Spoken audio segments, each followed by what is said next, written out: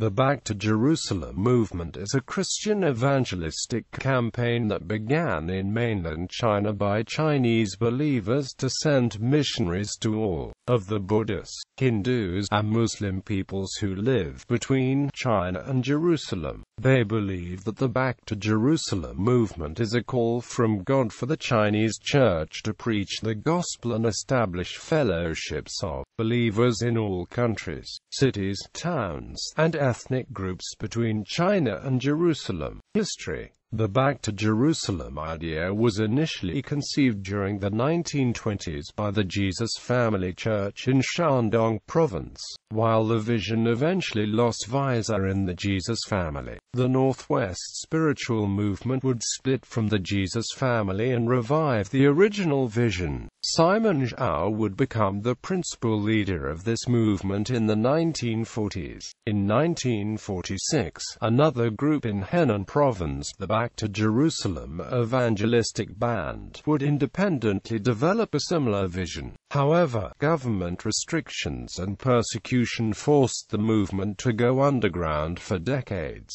and its leader Simon Zhao spent 40 years in prison in Kashgar. Since 2003, the most vocal international proponent of Back to Jerusalem has been the exiled Chinese house church leader Lu Zhenying, also known as Brother Yun. Yun intended for Back to Jerusalem to evangelize 51 countries by sending a minimum of 100,000 missionaries along the Silk Road, an ancient trade route that winds from China to the Mediterranean Sea. The ongoing work of evangelism, both within China and beyond its borders, are being done anonymously by Chinese church members, who make no appeals for money or seek any publicity for themselves.